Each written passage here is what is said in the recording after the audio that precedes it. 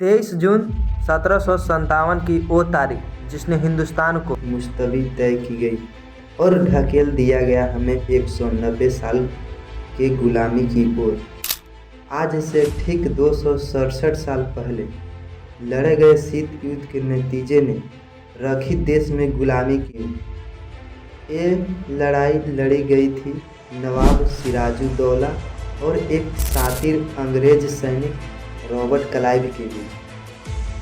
इस युद्ध में दर्शाता है कि साजिशों की वफादारियों के बेगमों की, जिसकी वजह से देश में ईस्ट इंडिया कंपनी को मिली हिंदुस्तान की गति। नमस्कार दोस्तों, स्वागत है आप हमारे YouTube channel SS study life में। आज हम बात करते हैं बैटल ऑफ प्लासी के में। अगर वीडियो अच्छा लगेगा तो इस वीडियो को लाइक और चैनल को सब्सक्राइब करें, ठीक है। जहां हम रूबरू होंगे कि कैसे प्लासी के युद्ध हुए। युद्ध में ज़मीन तैयार की गई अंग्रेजी हुकूमत की ओर। उसके बाद कैसे बदले देश के हालात। साल 1707 मुगल शासक अंग्रेज की मृत्यु के बाद सल्तनत की दीवारें चटकने लगी और शाही दरबार की रुतबा भी धीरे धीरे समाप्त हो रहा था। ऐसे में सल्तनत कई प्रांत और सूबेदारों में बंटती गई और कई सूबेदार अपना राज्य बना रहे थे, जहां दूसरी ओर देश में एक क्षेत्र राज्य खत्म हो रहा था और दूसरी तरफ ईस्ट इंडिया कंपनी का भारत में आगमन हो रहा था।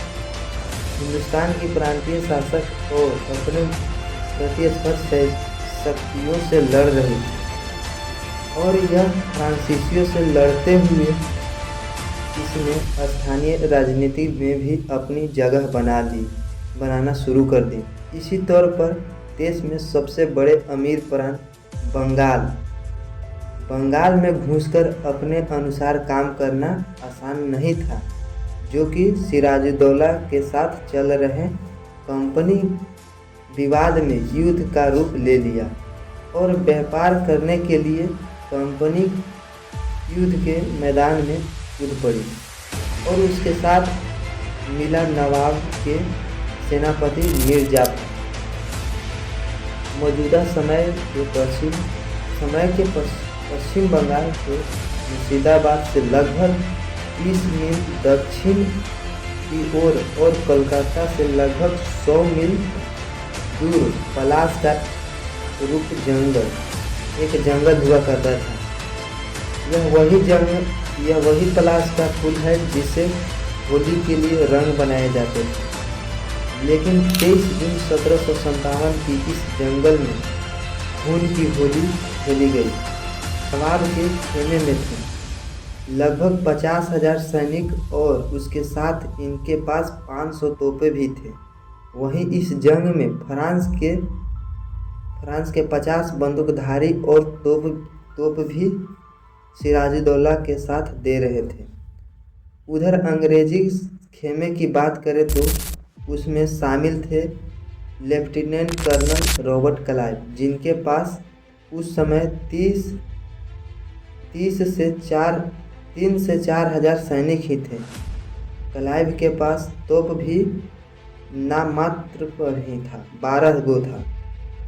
अब इस युद्ध की शुरुआत होती है। रॉबर्ट क्लाइव के पास कम सैनिक के बावजूद अंग्रेजी बाजी मार लेते हैं और इसका कारण होता है मीर जाफर। इस जीत के बदले मीर जाफर को मिली बंगाल की गद्दी।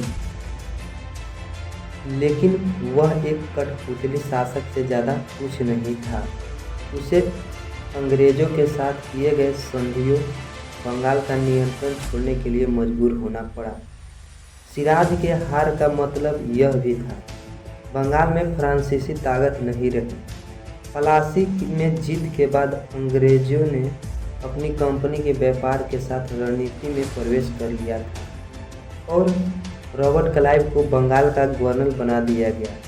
हर हाल में मीर जाफर के बाद बंगाल में कंबाल संभाल रही मीर कासिम मीर जाफर की तरह एक कठपुतली शासक नहीं था। उन्होंने अवध के बाद और मुगल साम्राज्य शाह आलम द्वितीय के संदिग्ध सेना के साथ अंग्रेजों के खिलाफ लड़ाई लड़ी थी।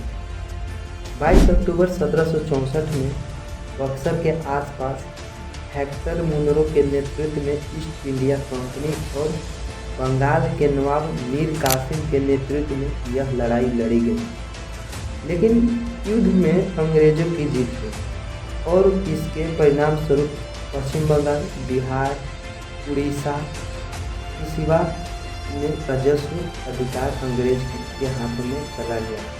आसान भाषा में कहें तो क्षेत्र में वृद्धि हुई एवं ईस्ट इंडिया कंपनी के व्यापार में बढ़ोतरी हुई। अब वही भारतीय कर के राजस्व का उपयोग ब्रिटेन को निर्यात करने के लिए, भारतीय सामान खरीदने के लिए किया जाने लगा। कंपनी ने करों को इकट्ठा करने और अपने क्षेत्र को निगरानी करने के लिए एक विशाल सैन्य प्रशासन बनाया।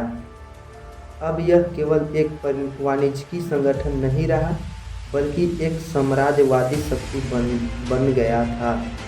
ईस्ट इंडिया कंपनी के मुंसकों को भारतीय शासक भाग गए थे और यह मालूम हो गया था कि अब अंग्रेज केवल व्यापार करने के लिए यहाँ नहीं आए थे, उनके इरादे कहीं इनसे ज़्यादा था। हालांकि इस दौर में भारत में कई सामाजिक बदलाव भी दिखे और ब्रिटिश कंपनी के खिलाफ विरोध भी हुआ।